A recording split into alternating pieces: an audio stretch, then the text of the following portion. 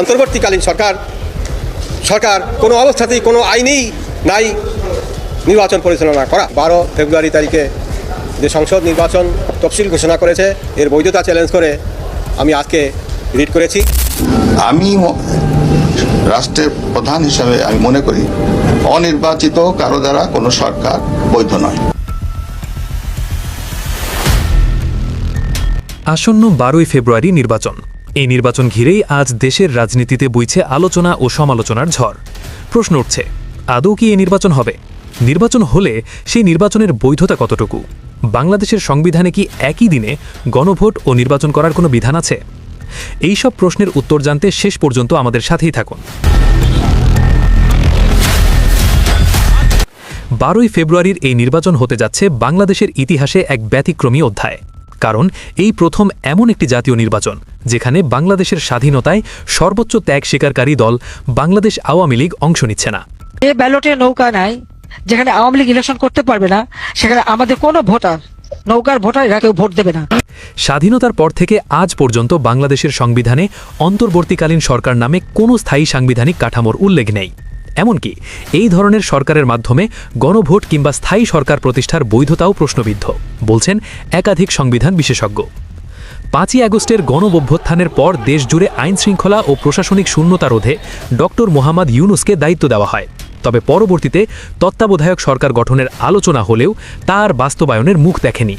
আর এখান থেকেই শুরু হয় নতুন করে বিতর্ক। এই পরিস্থিতিতে আমরা কথা বলেছি একজন সিনিয়র আইনজীবীর সঙ্গে।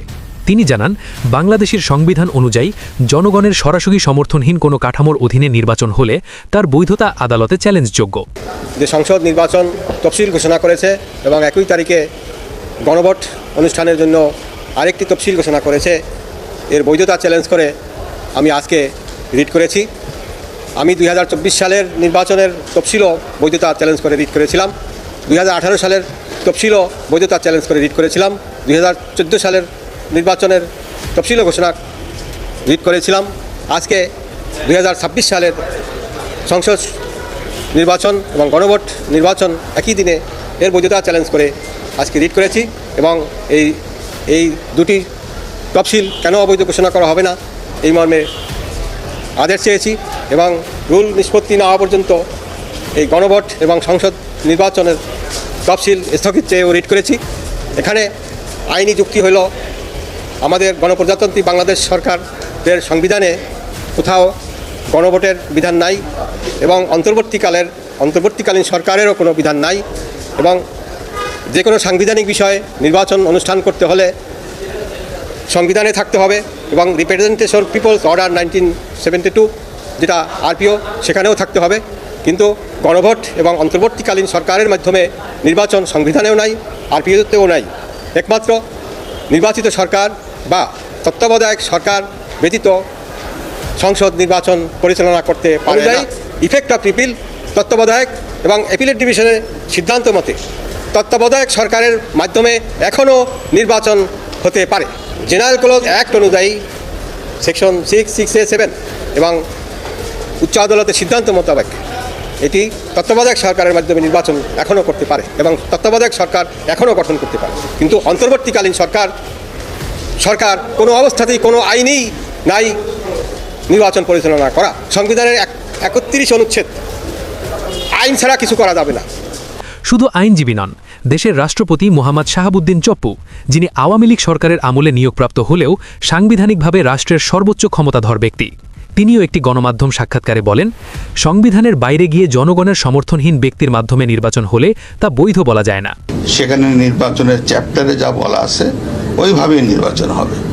এখানে সেই পরিস্থিতি তো নাই যে ওই 58(c)(58) সে কেয়ারটেকার গভর্নমেন্টের সেই কনসেপ্টটা এত বছর পরে আবার ওখানে নিয়ে আসবে। যেহেতু তারা মনে করে যে আওয়ামী লীগ 2/3 মেজরিটি আছে, তাদের উপর চাপ সৃষ্টি করলে এটা করা যাবে। যখন এটা 58(c) করা হয়েছে, এরপর যে জাজমেন্টটা হয়েছে পরিষ্কার বলে দেওয়া হয়েছে ওখানে যে অনির্বাচিত কারো দ্বারা কোনো সরকার বৈধ নয়। তো সেই অনুযায়ী সেই অন্যদিকে বাংলাদেশ আওয়ামী লীগের সভাপতি শেখ হাসিনা বর্তমানে নিরাপত্তাজনিত কারণে ভারতে অবস্থান করলেও তিনি স্পষ্ট ভাষায় জানিয়েছেন, যে নির্বাচনে আওয়ামী লীগের ব্যালট নেই সেই নির্বাচন কখনোই বৈধ হতে পারে না। যে ব্যালটে নৌকা নাই, যেখানে আওয়ামী লীগ ইলেকশন করতে পারবে না, সেখানে আমাদের কোনো ভোটার, নৌকার ভোটার এরা কেউ ভোট দেবে না। তিনি আরও বলেন, ব্যক্তিগত ভুল থাকতে পারে, কিন্তু একটি দলকে এভাবে রাজনৈতিকভাবে নিশ্চিহ্ন করা যায় না, কারণ এই দলই বাংলাদেশের স্বাধীন মানচিত্র গঠনে নেতৃত্ব দিয়েছে। এদিকে বিভিন্ন রাজনৈতিক বিশ্লেষক, সমন্বয়ক ও সহ সমন্বয়করাও বলছেন, বর্তমান প্রেক্ষাপটে নির্বাচন একমুখী হয়ে পড়ার ঝুঁকি তৈরি হয়েছে, আর আদৌ নির্বাচন হবে কিনা তা নিয়েও অনিশ্চয়তা রয়ে গেছে।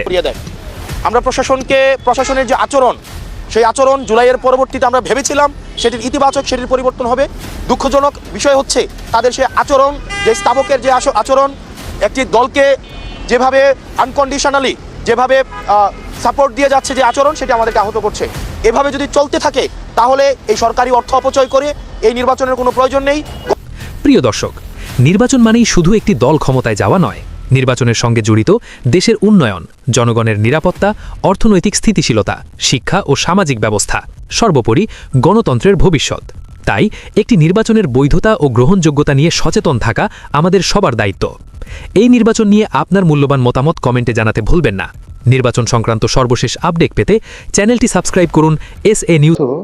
17 মাসের এই যে রাজনীতির যে পট পরিবর্তন, রাজনীতির স্রোত, বিভিন্ন পক্ষে বা বিপক্ষে যে জনজোয়ার,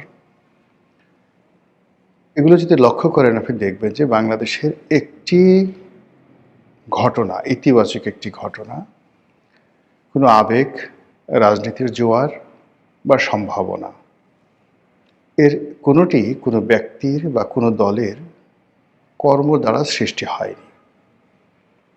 অদ্ভুত অদ্ভুত সব ঘটনা ঘটল এবং এক একটা নতুন নতুন পরিস্থিতি তৈরি হলো। অবস্থা দৃষ্টে মনে হচ্ছে যে আসমান থেকে কেউ হয়তো কোনো কিছু নড়াচড়া করাচ্ছে এবং রাজনীতিতে বাংলাদেশের ময়দানে যা কিছু ঘটছে, এখানে ব্যক্তির চাইতে পারিবারিক বিষয় বা পারিবারিক বিষয়ের চেয়ে রাজনৈতিক বিষয় কিংবা অন্য কোনো যে দেশি বিদেশি চক্র, তাদের যে এখানে লীলা খেলা হচ্ছে, সেই লীলা খেলার চাইতে প্রাকৃতিক যে কারণগুলো সেগুলো বেশি ঘটছে। আপনি বুকে হাত দিয়ে একবার একটু চিন্তা করুন যে আওয়ামী লীগের পতন বা শেখ হাসিনার যে বাংলাদেশ থেকে দিল্লি গমন,